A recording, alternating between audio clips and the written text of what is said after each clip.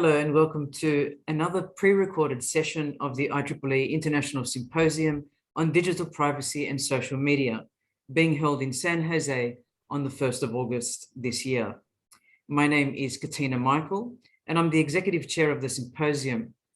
I'd like to begin by acknowledging the main technical sponsor of our event, the IEEE Consumer Technology Society, for making this symposium possible.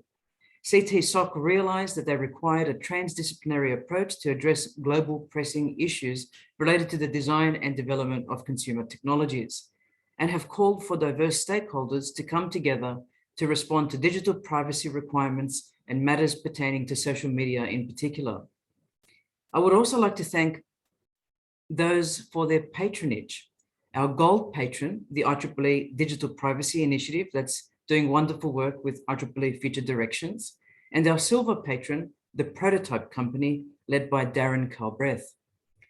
And of course, for their ongoing support, the IEEE Society on the Social Implications of Technology, the Technical Committee on Socio-Technical Systems, led by Dr. Robert Abbas, and the IEEE Santa Clara section, and the Consumer Technology San Francisco Bay Area chapter. Today, we have with us Zeenath Reza Khan.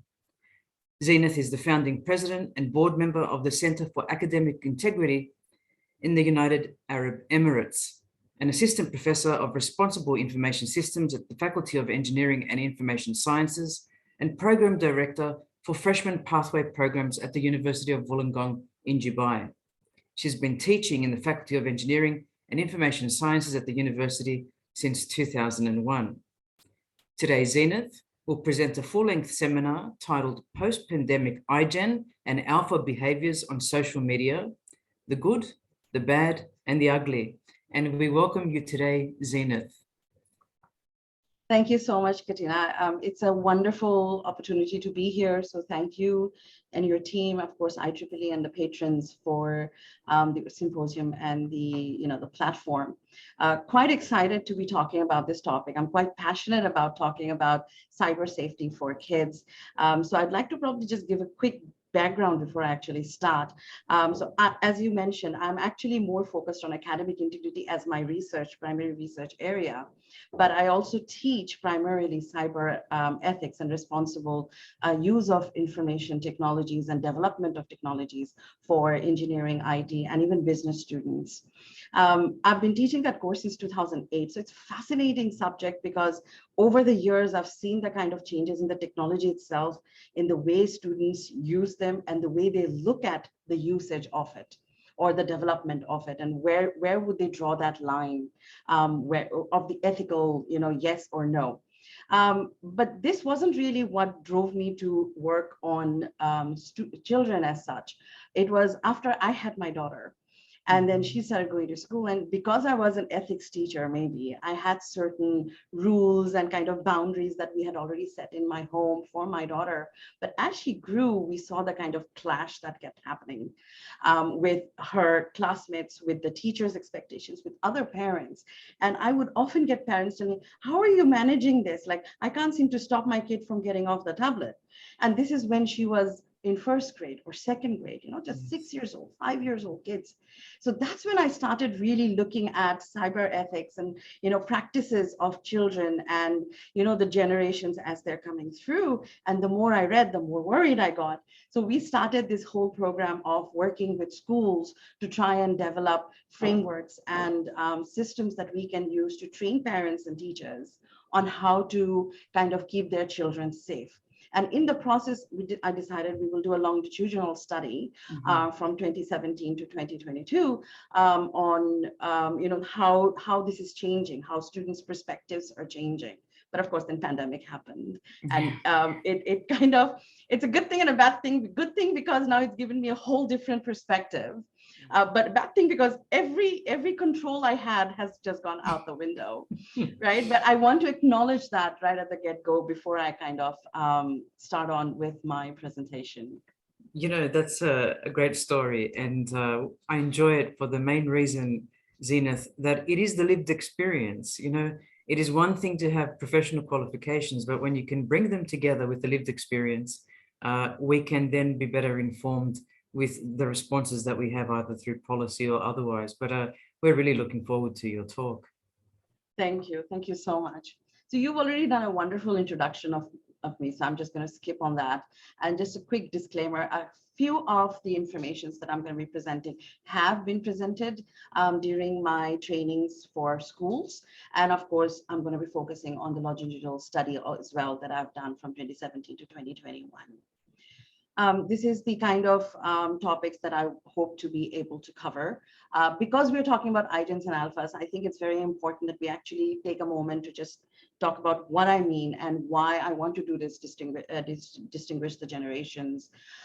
So as per Mayhem's definition, it's any individual, group of individuals who come together and they've had like a shared history.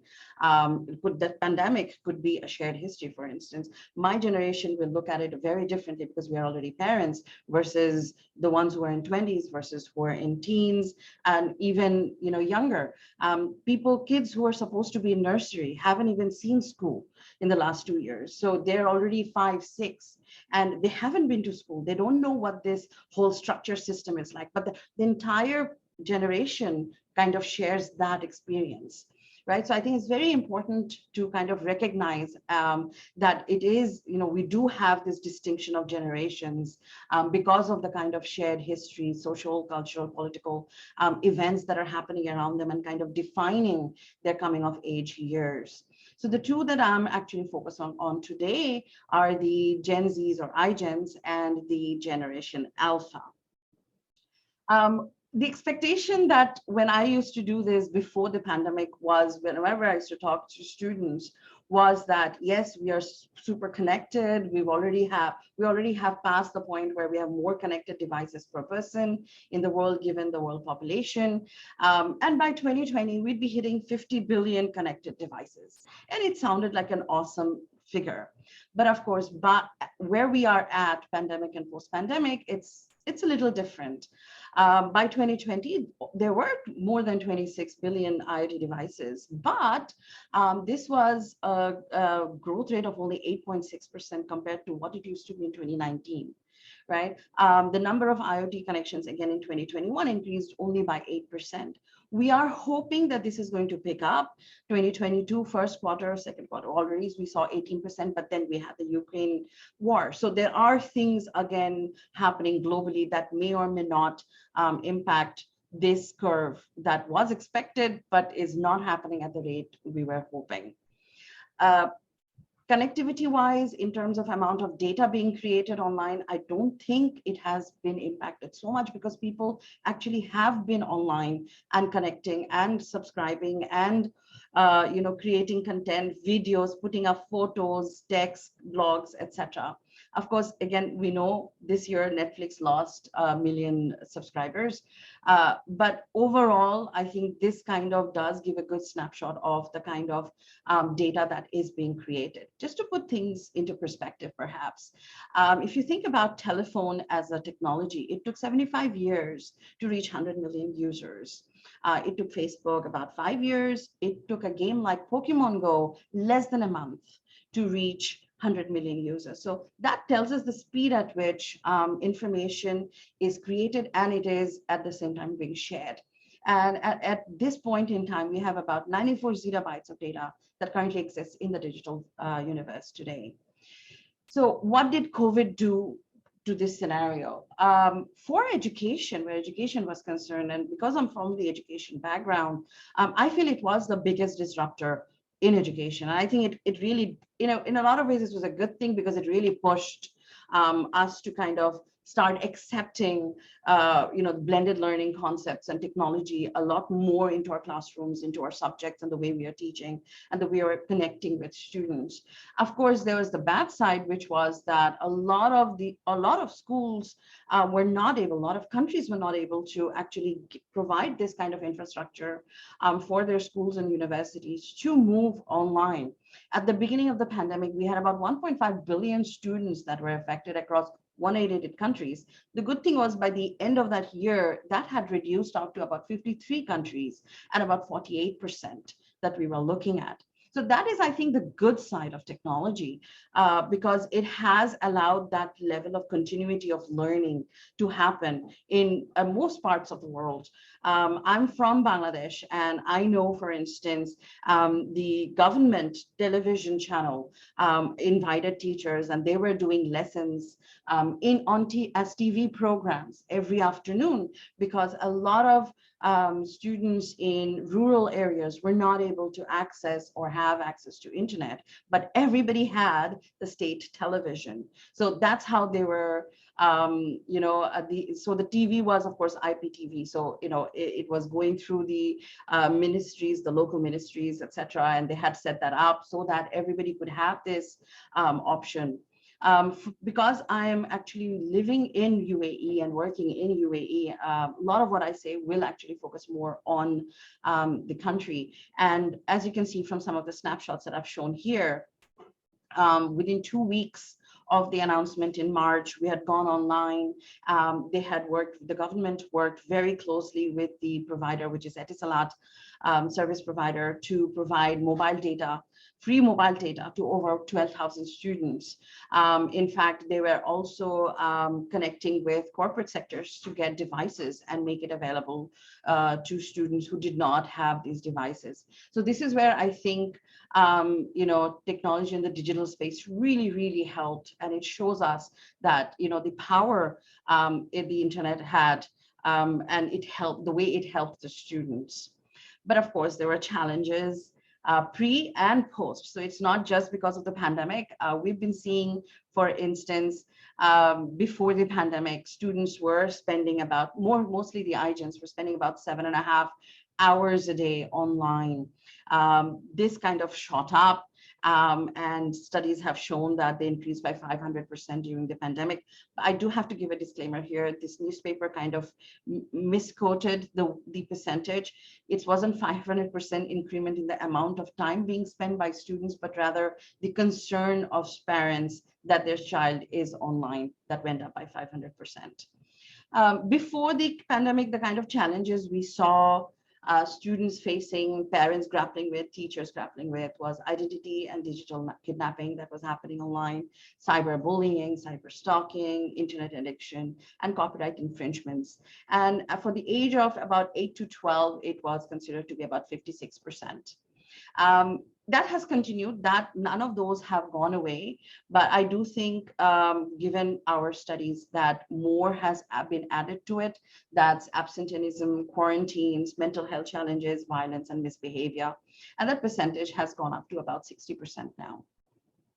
Beyond the students, we do know, and we have heard about constantly, the kind of cyber attacks that have been happening over the last 2 years, 2021 and 2022. So again, these are the kind of concerns that we do have about university websites, emails, for instance, students constantly using their university or school email addresses to create accounts, because that's an email address that they did have access to, not a personal one, and they were using that to create accounts everywhere else in the on the internet, and that was making the systems more vulnerable, for instance. So the longitudinal study, as I mentioned at the beginning, we actually started it off in 2017. The idea was, because we are in the UAE, I wanted to look at both school students and university students. So the UAE is a very young country. It's about 50 years old. It's just celebrated its 50th, the National Independence Day. It has about 7 emirates, the 7 states, they're called emirates. Dubai and Abu Dhabi being, I think, the most known or popular. In the UAE, there are about 639 public schools who cater to about 280,000 students, and about 580 private schools that cater to the 790,000 students. And here, I think it's important to also mention that about 80 to 85% of the country's population are expatriates like myself. So I'm not local to the country, although I've been here for over 35 years. I am a Bangladeshi, so I hold a Bangladeshi passport, but I am a resident of the nation. So like me, there are about 80 to 85% of the population that is expatriate, and a majority of the private schools cater to this community. Because of that, we have over 14 curricula in the schools themselves, because the residents represent nationalities from over 200 countries. So the languages again vary, mostly English, Arabic, but also you've got specialized schools like French schools and Germans and Dutch schools and Iranian schools, etc.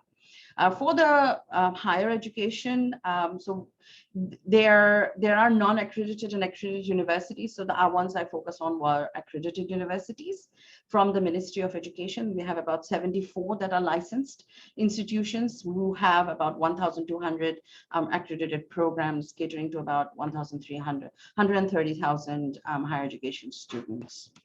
So again, pre-pandemic, we are a very well-connected country because it's a small country, small population, about 9.52 million social users, which is also the population of the country, because everybody has a phone. Getting a small package of data is not very expensive, so everybody is able to afford it. We had about 99% social media users as total percentage of the population. We did have cyber crimes that were recorded, including social media identity theft. About 5 billion was claimed to have been lost in 2015. A study done by Norton Cybersecurity showed that when they studied parents did feel the children were being bullied, but they were not putting in any limits to access for the child. About 66% said that. They did feel too much personal information was being shared, about 84%. 87% said, feel too much screen time. But at the same time, they were allowing their children to do purchases online, and there was no supervision of browsing for about 34% of those parents. Another study done in 2017, specifically on social media identity theft, showed that the majority of the students who were surveyed, above 18 plus, had the majority of cases that they recognized, and they were able to say, yes, I feel my identity has been stolen. Average number of visits to these sites was about 16 per day by these kids. 100% of the respondents reported that being very active users. Pre-pandemic, we already did have a focus on e-crime, cyber safety, and digital security, particularly with apps for children's security, and if you had to report a crime and so on and so forth.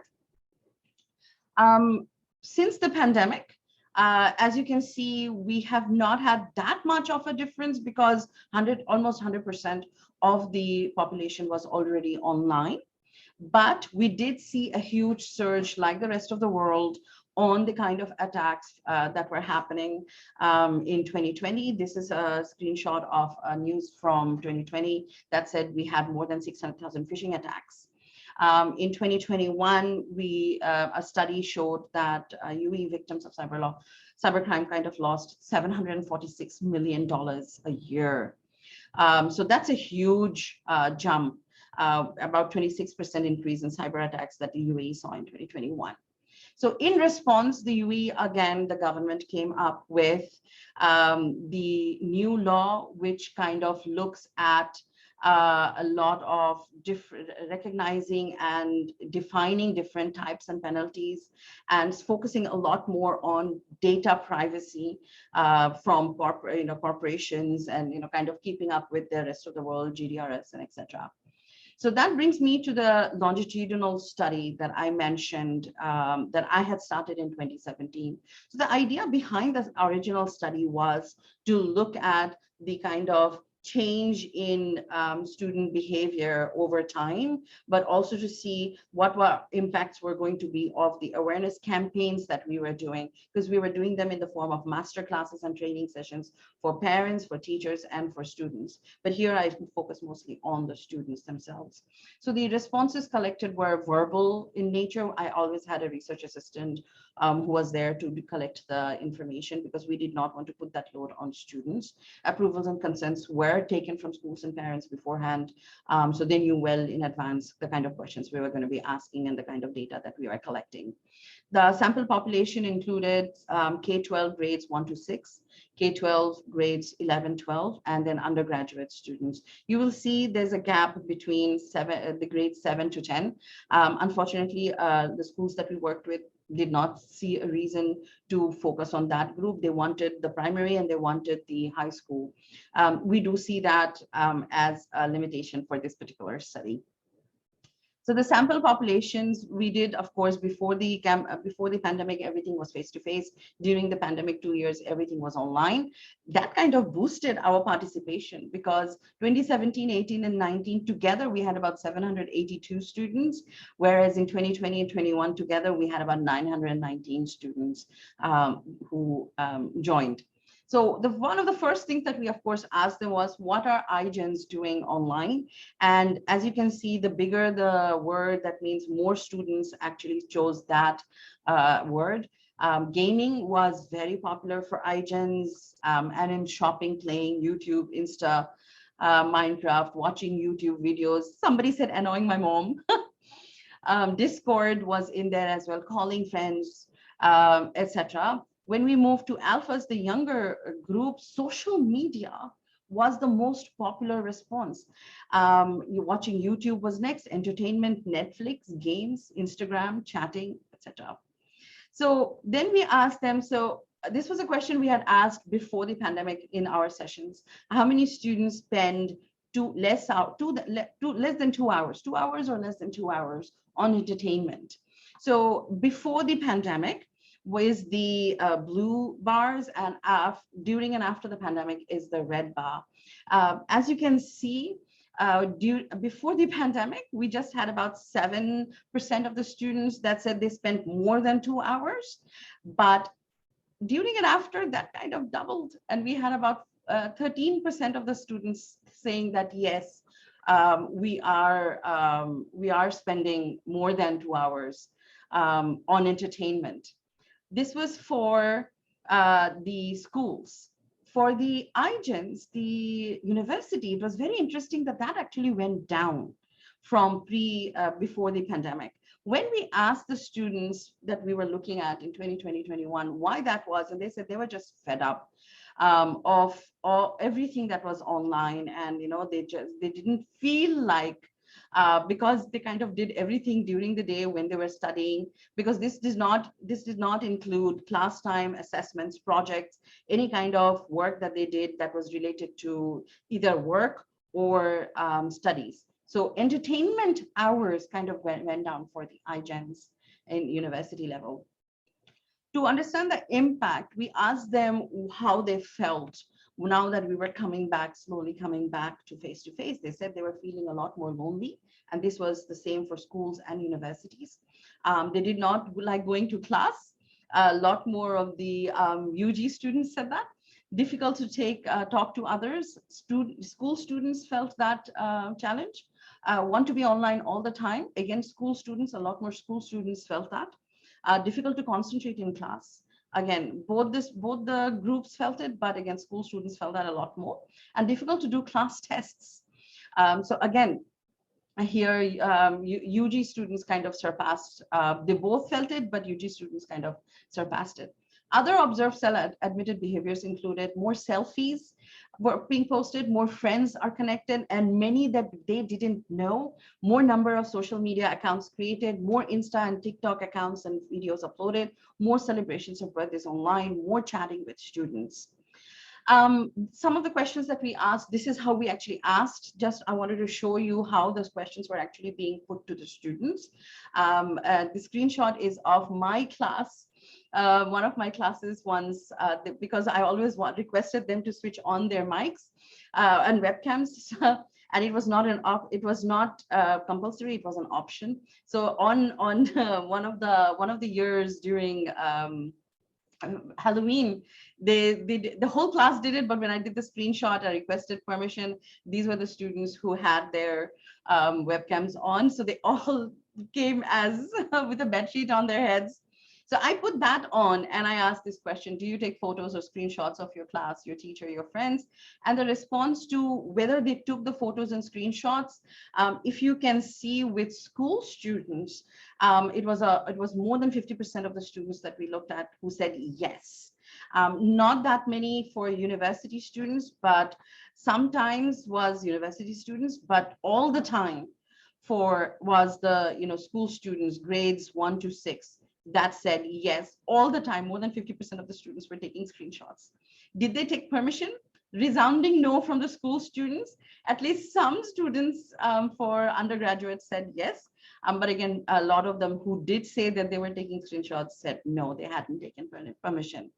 Another question that we asked was if they had participated in kind of bully behavior, and we had given this screenshot and we had asked their feedback. And again, if you look at, majority said not at all, but there were some students, about 10% of school students and about 20+% of, 10% of university and about 20% of the school students said, yes, they had been aggressive online to other people. We did ask them about TikTok challenges because that is something that kept coming up in our discussions. Whether it was pre-post iGens or alphas, the parameters did not seem to matter. This was a very non-significant observation. We had about 5 to 10% saying yes, they probably would, or yes, they had. How was being online? How has online, experience helped? This was surprising because they kept telling us they also had not just a few, but a lot of positive experiences, such as learning new skills. And a lot of the skills that the students talked about were STEM skills that they had never thought that they would pick up. I had students in grades 5 and 6 telling me they were picking up Python programming, something that they would never have thought about had they not been doing remote classes and emergency distance learning. So that was really fantastic to hear how, yes, we have all these challenges and risks, but there was a huge positive that a lot of students kind of sat up and took notice of STEM skills and kind of started focusing on that through games like Minecraft, etc. They made more friends. University students actually kind of surpassed that. They said they were kind to classmates, and at first we thought maybe they were talking about cheating, but they were not. What they meant was how they, because everybody was chatting, it was less restrictive. So they were actually chatting with everybody in class, as opposed to when they would be face to face and they would only have their small groups of friends that they would be talking to. Plus, for a lot of the schools, the chats were monitored. So, when they were putting up, everybody was being kind in the chat, as opposed to on face-to-face where they would be snickering. But here online, you can't hear the snickering. You can only see the smileys, and you can see the good chats that are coming through. So students overall felt that, yes, generally people were being kind with us. And they did feel that they were participating more in class while they were doing emergency distance learning. Some generic longitudinal observation comparisons that we did. So the blue is the school pre-pandemic, the red is during and after pandemic for schools. The green and purple is for the universities. Again, the green is for pre-pandemic and purple is for post. So as you can see, the kind of things that came through was sharing personal data was okay for them. They did it a lot. University students seem to do it a lot more than every other parameter. Okay with others uploading own photos. Pre-pandemic, not so much for schools. That just kept going down. But for universities, again, very, very high. Understand what is personal information, not so much understanding. As you can see, the percentage of students kind of went down. Happy to be on social media than face-to-face. school students just, whew, they just shot up like anything. Almost 90% of the students that we talked to said yes, they were very happy, because before pandemic, a lot of them didn't even get a chance to have social media accounts. Stressed about others' behaviors towards them online. School students really here kind of said yes. While they said they were, they were happy because they felt people were being kind, at the same time, beyond the school, they felt that the stress level come through on social media. Students' perceptions of parents and teachers, and I here have to again give a disclaimer that the parents and teachers were a part of the online presentation, so they were listening to the students giving this feedback. Parents don't know what I do online. Parents are heavily involved. Parents don't understand what I do online. Parents are at work. Parents are okay with my online habits. So as you can see, most of the time, it's the university students that are saying this is so, which is understandable, because at a certain age they're a lot more independent. But when you look at the school, and you're looking at we have to remember we're looking at years 1 to 6 and only 11 and 12. So they've not hit 18 yet. But students saying that parents don't know what I do online and they don't understand. I think that's a very common thing that we have heard about, whether it was pre-COVID or during COVID and after. I think that's a real problem that we have heard about. And parents agreed in the background that yes, a lot of the things that students are doing at sites they're visiting, we don't understand. They might just come and tell the parents, oh, I have a math game to play, but it has nothing to do with math, it's just a game. But parents kind of accept, okay. Teachers have not said anything about safety to me. University students kind of said a lot more yes to that. And teachers have explained the risks. About 30% of the students who said yes to that. So overall observations that I think I want to take away from and share with everybody here is that iGens and alphas have been spending, of course, more time on devices and social media, leading to stress and loneliness. It isn't necessary that they understand the dangers and lines between personal information and privacy concerns. Alphas in particular, the younger age groups especially, are unaware of the major risks to privacy on social media. Pre-pandemic, when we used to talk about it, of course, we used to talk about it for a certain small percentage of the class, because majority would not have had access to social media, etc. But during the pandemic and after the post-pandemic sessions that we did, this was a major concern for us, because all the kids are online, and if they're constantly unsupervised, they don't know who they're chatting with and the kind of information they're sharing, and that poses a huge risk for the child's safety. Parents are overwhelmed, sometimes unaware, and sometimes just oblivious to what's happening to their children. And teachers are, mostly the school teachers, were overwhelmed and just overworked. So finally, I think the key takeaways would be that it's very important that parents aren't the only ones expected to pull the weight of responsibility, because let's face it, most of the time, parents just don't understand what is happening and what is expected and what are the real threats. The onus is on all stakeholders. I believe the government, the corporate sector, and of course the education institutions, and parents need to be made more aware. And I think, again, that responsibility falls on educational institutions, corporate sectors, and governments. They should be playing a vital role in this kind of awareness campaigns. UAE does a lot. We've got apps for parents and schools. They've already got 40% of the schools registered onto that, and they're expecting students to attend those sessions. But I think we need more in terms of focusing more on parents.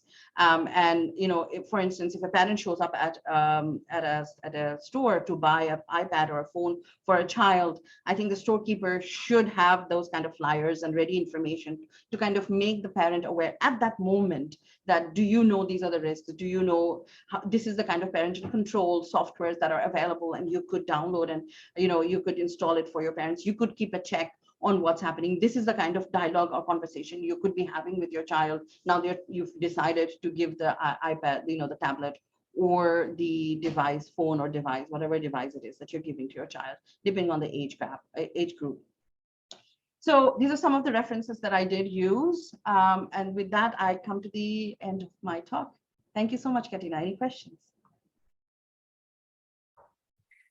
Well, Zeenath, we've been spoiled this last half hour by an amazing presentation based on primary survey results. And, you know, you've done a great job there in dividing the different age brackets into different kinds of users based on the research and studies available, and then going into schools and then different age groups and universities and seeking responses from these market segments. I love so much of what you said based on evidence, but I like the breakdown. And you talked about at the end, one of the outcomes being that parents carry burdens and the majority of the burden for the internet use of their children within their household. And you also talked about the requirement for many stakeholders to get involved, including government, the corporate sector, and educational institutions, on top of parents and students. Yes, and yes, often, you know, this is ignored, that we think it's the parents' responsibility solely, or the students. Can you elaborate further on this holistic view that you have of this digital ecosystem? So this whole concept actually started off with when I was teaching my ethics course to my students. And when we had the chapter talking about privacy, in fact, and social media, they would get up and say, but I'm 18 plus, so this is not really a worry for me. And then the conversation would immediately go about if they had younger siblings, and they'd be like, oh, wow, my parents don't know about this. And, you know, even I didn't know about this, and no one's checking my younger brother or younger sister. So that's what kind of was like the eureka moment for me, that, you know, this cannot be. And of course, personal experience, again, I'm awoke because I'm a cyber ethics teacher. Not everybody is, right? Not everybody is even a computer engineer or computer, you know, programmer. So generally people are not aware. Like one of my sisters, she's from a computer science background, but she never pursued that career. She's now a teacher for social studies. So a lot of things that I tell her, she'll be like, wow, really? Okay, I will make sure I have that installed so that I can see what my 10-year-old is doing. So, you know, so I know from personal experience that this is something that we know parents, majority of the parents, are just not aware enough. And let's face it, life isn't easy, right? Sometimes both parents are working and they don't have enough time to keep up with all the apps and everything that the child is doing, right? On top of them trying to figure out what are the new technologies and what are the new risks. It's a lot of burden to put on parents. So that's where this whole concept came from, that we need to do more, but who needs to do more, right? So in schools, in K-12, generally teachers are working very closely with parents for the children's development. There are regular parent meetings and things like that.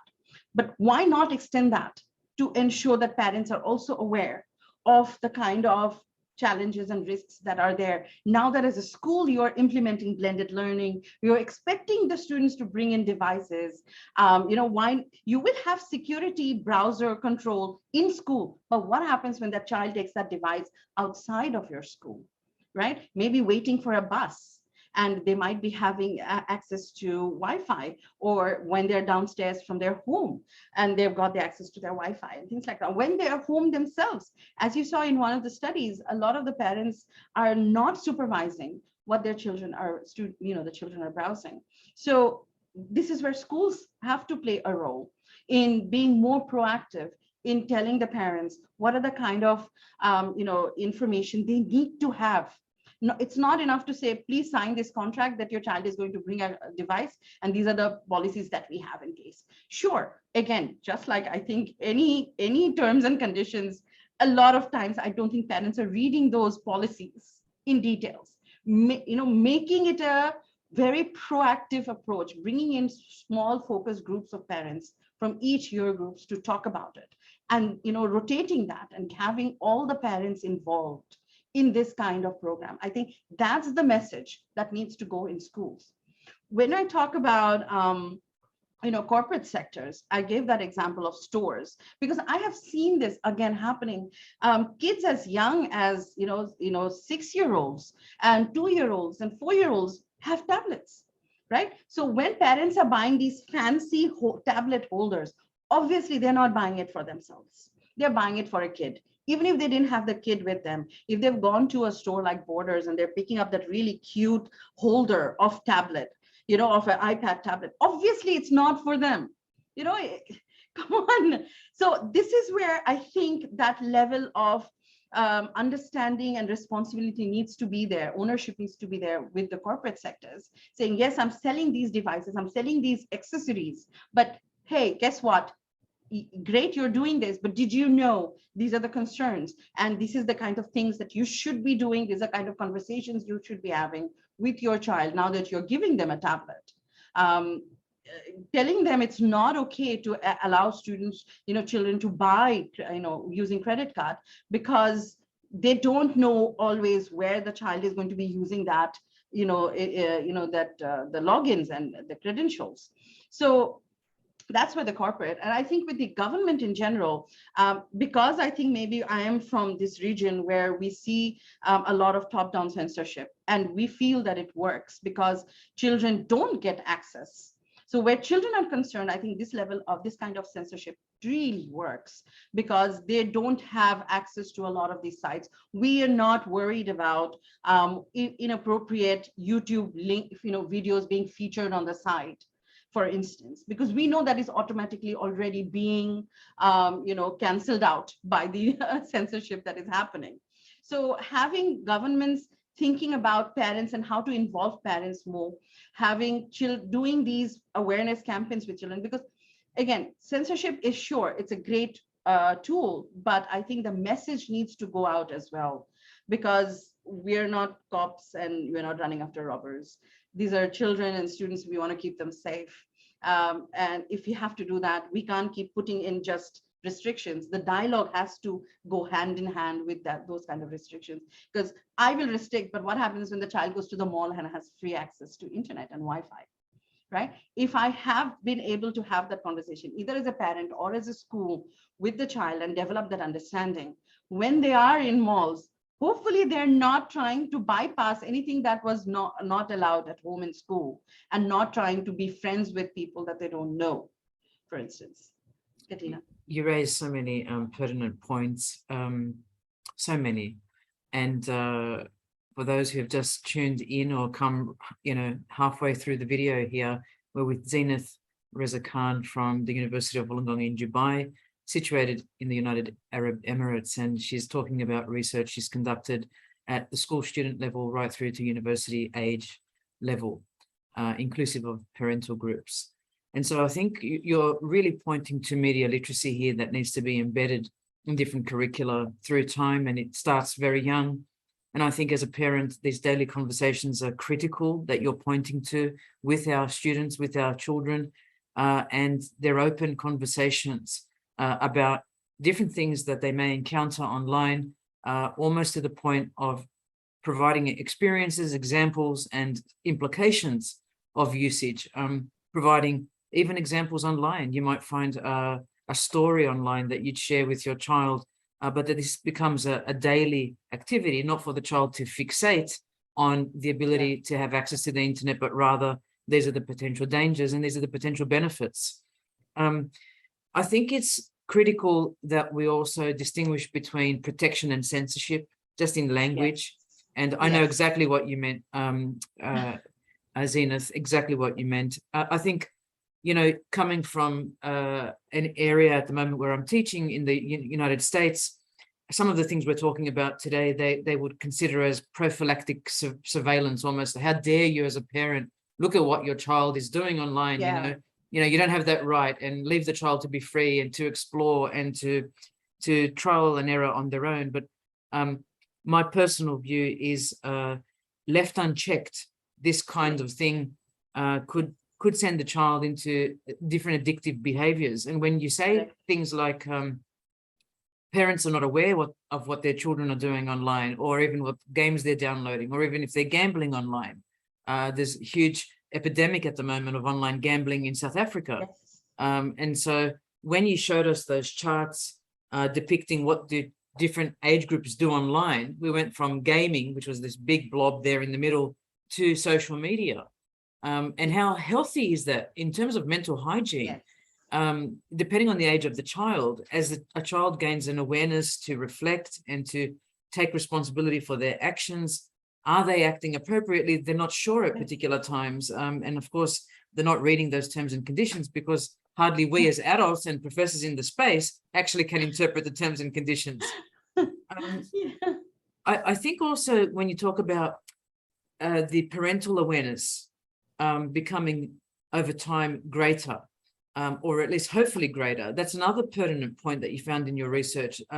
They don't know what their students are doing online, and they don't understand what the kids are doing online. You know, when I was in, when we got our first computer in 1987, my mum went out and bought my brother the best computer that was available at the time as he entered university. But there I was as a 12-year-old, and mum was trying to figure out what we did with the computers. And she says, oh, so you're going to become typists? No, mum, we're doing computing work, you know, Yes, but, exactly. but they were villagers in Greece. So it wasn't as if they understood that you could create software and then execute the software to create applications that people could use. Of course, it was all new at the time, but for many of the people living in Dubai, depending on which socioeconomic bracket they're part of, they may well think as my parents did, you know, Yes, 30 very years much ago, so. 40 years ago. Very much so.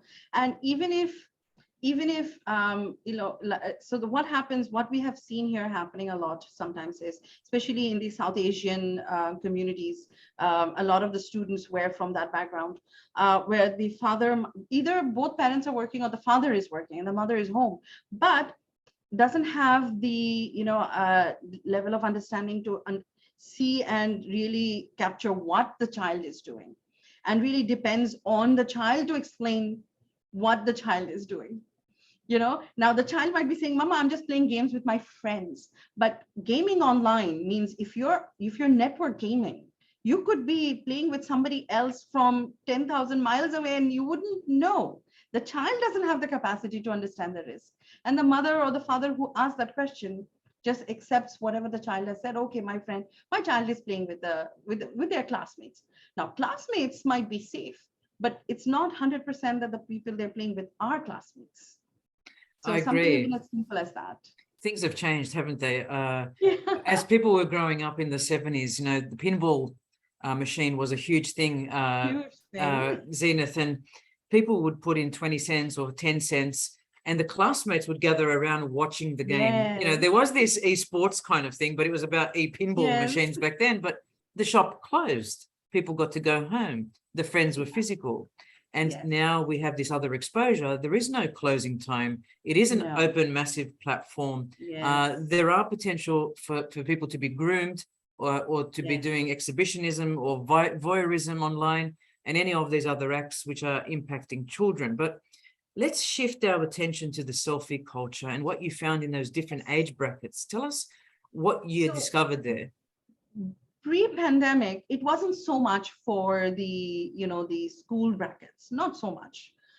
It was more the university students. Yes, we like taking selfies and, you know, making TikTok videos and, you know, all of that. But it's the pandemic and the year after, like 2020, 21, where the school students, especially the years 1 to 6, have really shot up because parents don't know what the child is doing. And let's remember 2020, majority of 2020, parents had to go back to work. Children were still online and they were home. And sometimes here, for instance, if parents are both working, they don't have a help or they don't have a second person, an adult who can supervise the child. So children as young as third graders, fourth graders were left alone at home because they were going to be doing remote classes, but they weren't necessarily only doing remote classes. You know, they'd be doing everything else. So they were going and getting Instapage, you know, accounts and Discord accounts and, you know, all of that. And then what? They have to start putting things up. So what is the first thing and the easiest thing that they have to put up is their own photos that they're clicking, right? Either using a webcam or if they're on the phones, they're taking selfies. And a lot of the times they're taking selfies with, you know, things in the background, writings in the background. They're standing in front of their apartments and taking a photo.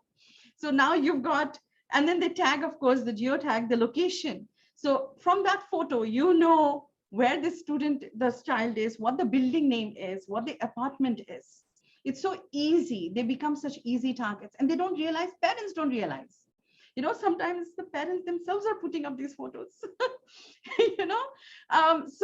We saw a huge surge from pre-pandemic to post-pandemic, particularly the school students saying, yes, we are taking more selfies. We love taking selfies. We love making videos. They're all content creators. Fifth graders, fourth graders are content creators. They're, okay, this is how I drink my juice. This is how, something, it's innocent till it isn't. That's the problem, because it's not about the child doing it. It's about who's viewing it. Right. And this is what I think a lot of parents don't understand. And I've had conversations during the 2 years with parents, and they were so proud. My child has a YouTube video account, and they're making YouTube content. I was like, that's great, but do you know who's watching? Like, I remember this conversation with a parent who had a child in 6th grade, but had a child also who was 15 years old. And she was putting up videos of exercising and things like that, with obviously exercise clothes and things like that. And so I was talking to her about the kind of risks, because now it's a YouTube video. Anybody could be watching this. You don't know who's watching, what is their intent when they're watching these videos. When an adult does it, it's very different. But when a child is putting up these kind of videos, it can be manipulated, and then it's a risk for the child as well. So yeah, for sure, it's increased. It's a concern because children don't know what is, like I said in one of my slides, they don't even understand what is personal information. They think personal information means, okay, bank details. That's it. They think that's what personal information is. So they didn't think their username, password, their date of birth, all of this could be construed as personal information. They're putting up flyers. Okay, we are meeting up for my birthday in about 3 hours time. So now somebody who's watching and targeting, they know how old this person is. So things like that. It's not just the selfie, but it's the information attached to that photo that is of a greater or graver concern. Katina. Yes, we were talking recently about the biometrics not just being the map of the face, for example, or the fingerprint, but rather those behaviors and the frequency of those behaviors, whatever they might be. But we are seeing a higher incidence of things like post-traumatic stress disorder among young British women, for example, between the ages of 18 and 24. And you are thinking, what is actually setting that off? We're seeing personality disorders on the rise and body dysmorphia as one example. Yeah.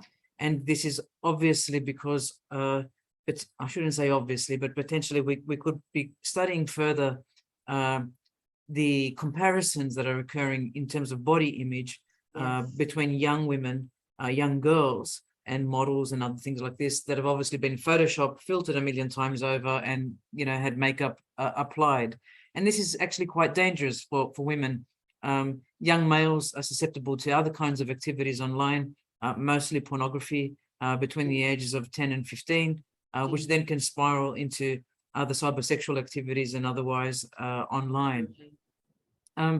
I found perhaps the most fascinating of everything you showed us, some of the issues before the pandemic and then after the pandemic. And you pointed to things like trolling, cyberbullying, and all of these things that were occurring in terms of negative consequences of access to the internet.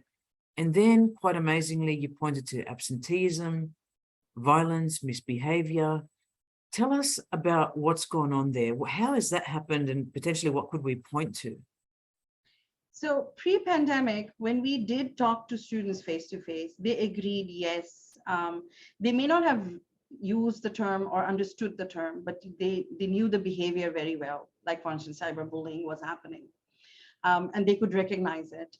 But again, like I said, pre-pandemic, a lot of students did not have access to social media, right? It was more on either maybe an email or school email that was being used. And that's where they felt, okay, somebody has sent me an email. But because it was an official email, it would get picked up by the school admin, the IT admin, right? So I think that's why there was a lot more awareness of what cyberbullying was. I think what did happen when we went into this whole emergency distance learning, I have to say, I felt really bad for a lot of school teachers, because higher education, somehow we are expected to constantly look at, how do we, improve our teaching? So, look at more research, do the research, find out what are the new techniques and new, technologies that we can use. I don't think a lot of schools did that. And that's why school teachers were very methodic in the way they were teaching, which was very, very traditional focused. And suddenly they were asked to move online. I think the entire focus shifted only on how to make sure I can teach online.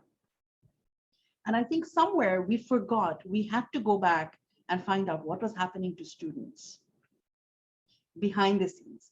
I'm expecting a child to be online for 4-5 hours. Even for an adult to have concentration for 4-5 hours is impossible. 2 hours is impossible, right? But I'm expecting a child to sit in front of a computer and attend classes for 4-5 hours. So obviously they're not just attending classes. What else are they doing? What else is happening with the students? If they were being rude on class and pushing and shoving, what is that child doing when they're online? How are they taking out that aggression? Because obviously there's something. I'm not a psychologist, but I understand there's something working with that child for the child to be aggressive. That didn't go away just because they were sitting home alone, because they were still online, right? So I think these are the things that we missed out on. And because we missed out on this, the highlight became students who are not attending class, but they're chatting with friends, but they're not attending class.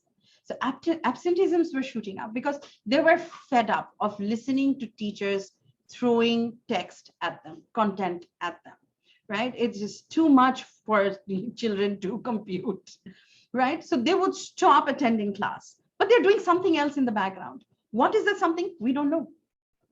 When asked, sometimes students were hesitant to say what they were doing. They would say, I'm sleeping, or I was just watching a YouTube video, So that's why I said absenteeism went really high, right? Besides the obvious that, okay, if they got sick or they had COVID or something like that. I'm not talking about the medical aspect of it. I'm talking about the, the students just being, when they didn't have a medical condition and they were still not attending. Then I talked about misbehavior and violence. The misbehavior was more the online misbehavior that was happening, right? So while the teacher was controlling the chat, everything was fine.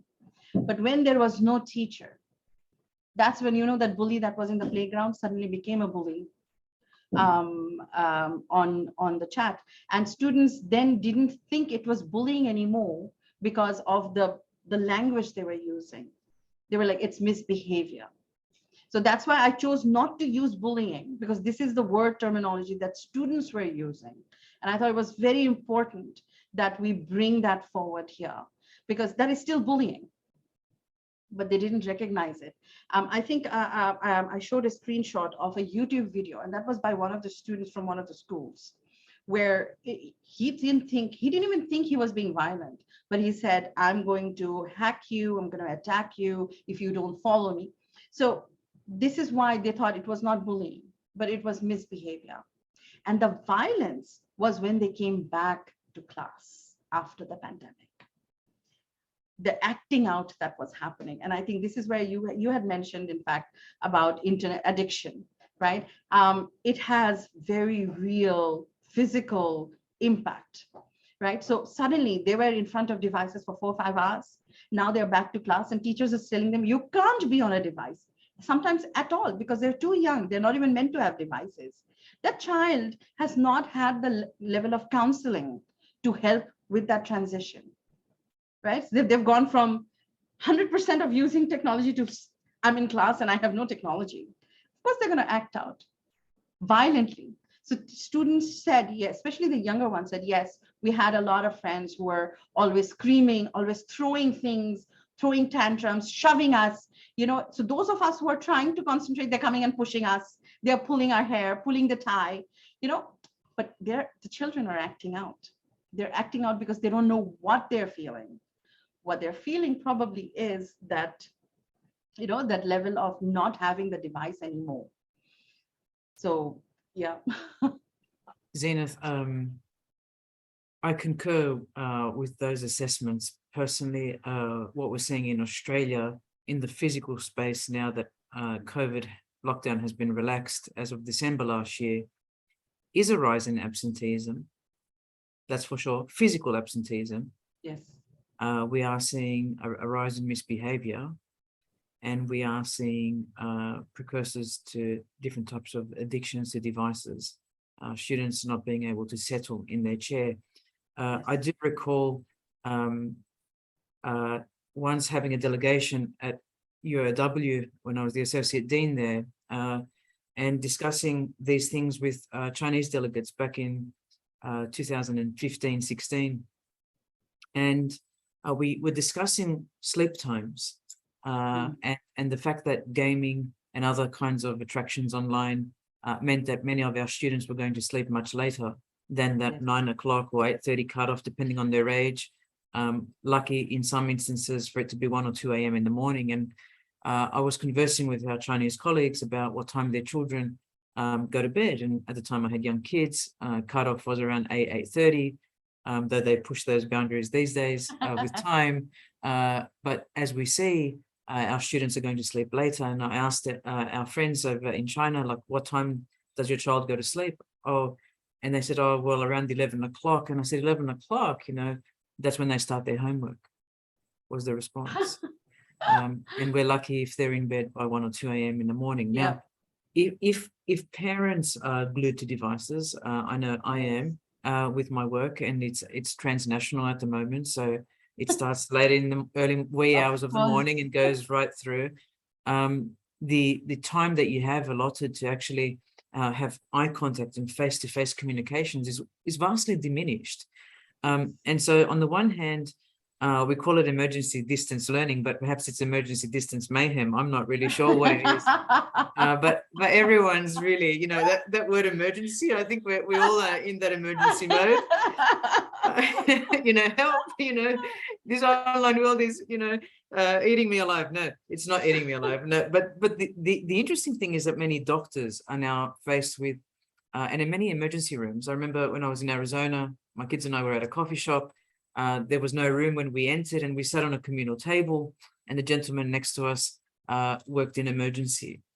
And we just got chatting. He said, what do you do? I told him what I did. And he said, well, I can tell you, he said, there has been a skyrocketing incidence of people coming to emergency with presenting with their children under the age of 12, saying, I don't know what to do with them. They're just not stopping.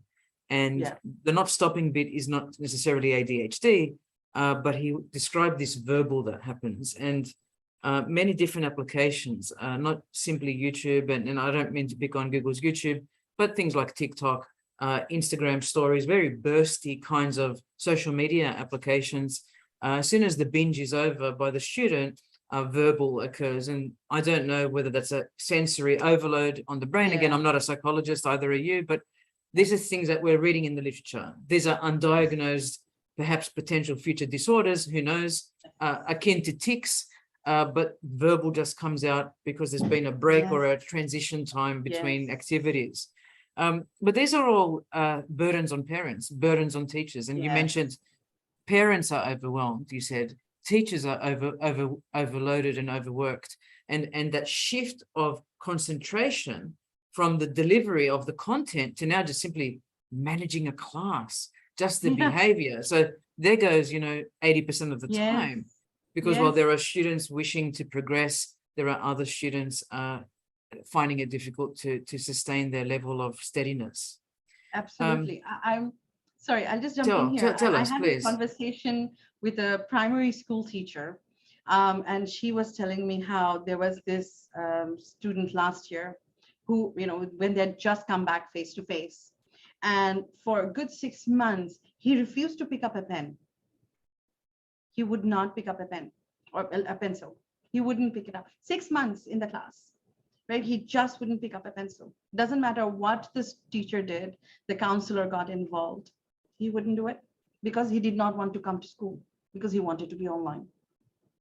And this is, I think, a third or fourth grader. So not that old, but the adamancy that came in was more to do with the behavior, because again, they don't understand what's happening to them, right? They don't understand a lot of the time during the pandemic. I don't think, because parents themselves were coping, I don't think parents had those conversations with children, even young children. Children understand. If you speak to them, they understand what's happening. They understood the pandemic. They understood something happened, right? But a lot of the times, parents were not taking the time to explain to them what was happening. Teachers were not taking the time to explain. They were all saying, don't worry, everything is okay. We are here to help you. Everything is normal, but it wasn't normal. But if that was normal, what is this? You see, nobody is talking to children in their language, at their level. And I think that has really hit the students' transitions as well. And their understanding. So they're going more into the online world because it's so much safer. It makes more sense because almost 1.5 years, concentrated years of being online, that makes a lot more sense. That's a lot more safe than anything else that they now know, including their parents. I think you make a great assessment there on what's become normalized. And if everyone else is doing it, it mustn't be a problem because everyone's in the same boat. Our kids, if we didn't have laptops at home, got free tablet devices to take home during the pandemic. This particularly happened even in poorer districts in the US, where either Google Classroom came to the rescue or tablet devices were provided by various providers. And as we said earlier, there are pros and cons, in digital literacy, very different from media literacy.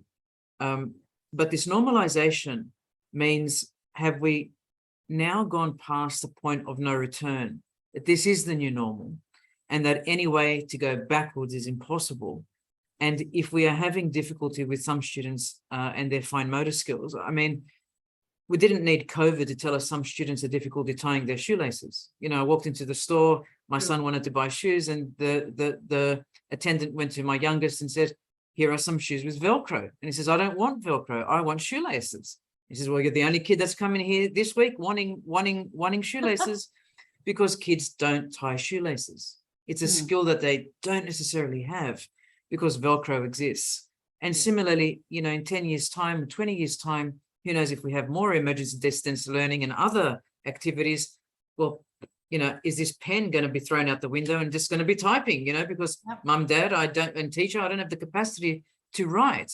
I know my writing has become, you won't be able, it's not eligible. I've often been told it's doctor's writing, but it's decades since I left grade 12 because I type all the time. Now, with this new normal, something that is a shock is that despite having allegedly more access to more people than ever before and more access to more educational materials than ever before, we are more lonely than ever before and struggling still with literacy.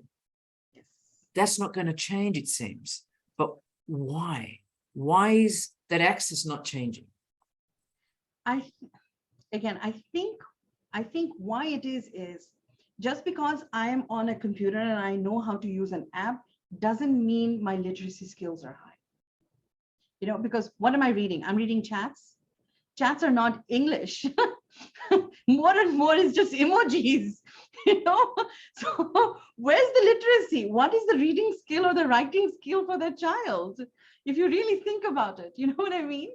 So sure, we are having more access, but instead of reading, a child would much rather watch a YouTube video to understand the same concept, right? But the reading would have done so many other things. It would have allowed the child to understand the concept, but also help with the reading skills and comprehension skills. That's not happening anymore. The child is watching a simple YouTube video that explains a math lesson and they're done. They don't have to worry about the language. They don't have to worry about understanding words or sentence structures, nothing, right? When even for assessments, we think we are being creative, and we are, of course. We are being innovative in the way we want students to do assessments. Some of the times we tell them, make a poster, make a video, but we're not asking them to write. So if they're not writing, they're not developing their writing literacy skill, you know? And I think, yes, we have shifted and we want innovation. Of course, we want innovation in the way we are teaching students, because we want to know, do they need the writing skill in the future? Is that even a skill that they need? If they're constantly going to be typing and there's autocorrect on every device and every software, do they really need to know what the correct spelling is? Like we did. You know, we didn't have a choice. My English teacher was always after me because of my spellings. You know what I mean? You're British or US, great, just change the setting and it's going to do it for you. So if we are at that level, do they need those skills? So maybe it's also about redefining what are the skills that we want our children to have before we say, yes, they don't have these literacy skills, because maybe it's not something they need anymore. But if they do, then we're not doing a very good job of innovating these other methods. Well, I'm laughing, Zeenath, because yeah, I think most of my university students from the last 10 years have to learn how to use that spell checker. They still give me work with errors in there. And I say, this is just pressing a button, please press the button, you know, because it doesn't matter anymore, you know, because of their shorthand. But anyway, I love my students deeply and they love me, I hope. But these are some of the things we can reflect and laugh on, and in one way it's quite serious. In another way we can be comical and reflect on where we are going as a humanity and whether all these things, as you say, in the future will be relevant, especially if we enlist in the Elon Musk style of brain chips and just have to, you know, communicate with the computer. We won't even have to type. Exactly. I was watching one of your talks about where you talked about Alexa, and you no longer have to go to Google and type. You're just telling somebody. Again, it's the same thing, right? If imagine a 2-year-old who gets used to using Alexa, suddenly come to school and they have to even type. That's a huge, drastic change from in technological expectations. Well,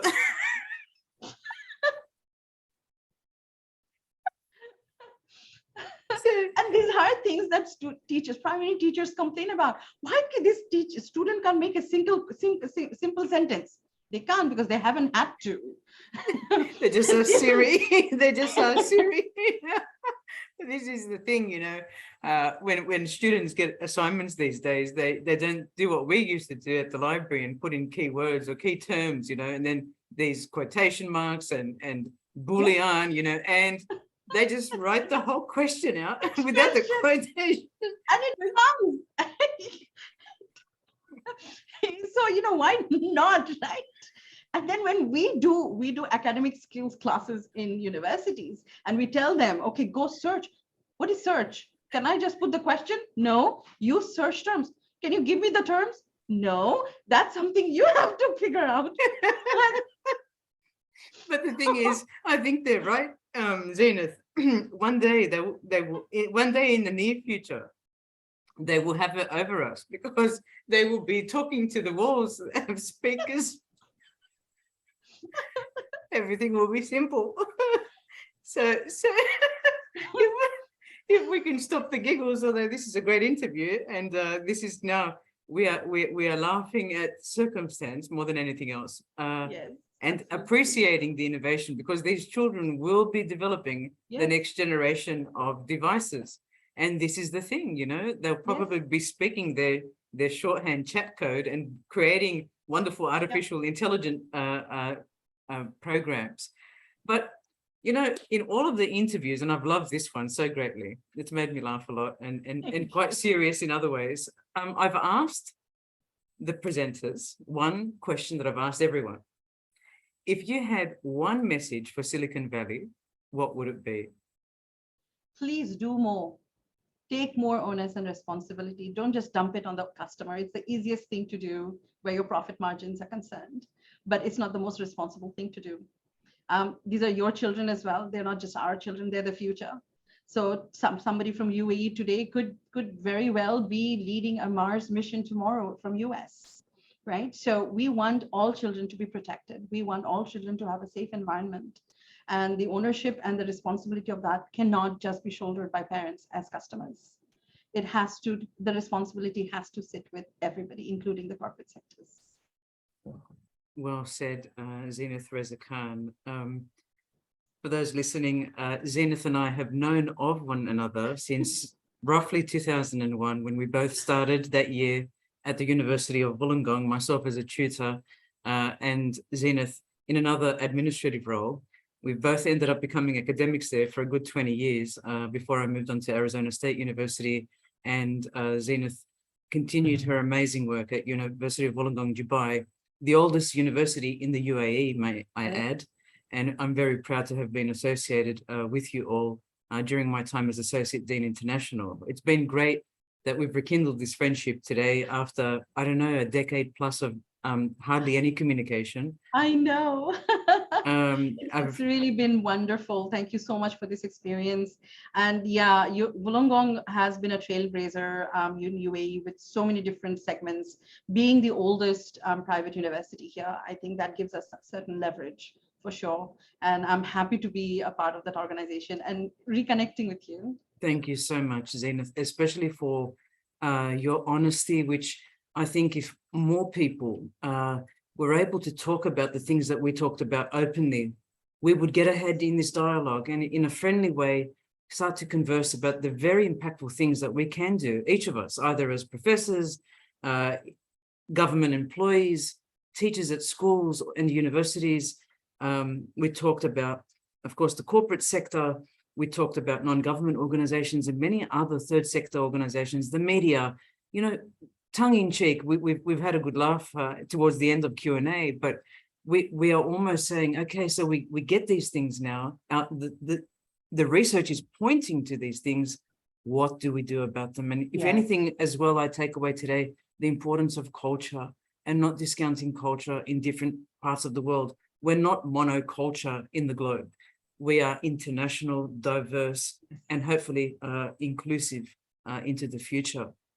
Absolutely. And if we want, if we have any hope of having, United Nations Sustainable Goal 4 of quality education, if we want education to be inclusive and accessible, we need to provide this safe environment for all students. If they're grappling with mental, problems, and they're grappling with behavior issues and fear of any kind of bullying or any kind of detraction, that's a disservice, and that's taking away potential from that student. That's not making education quality anymore.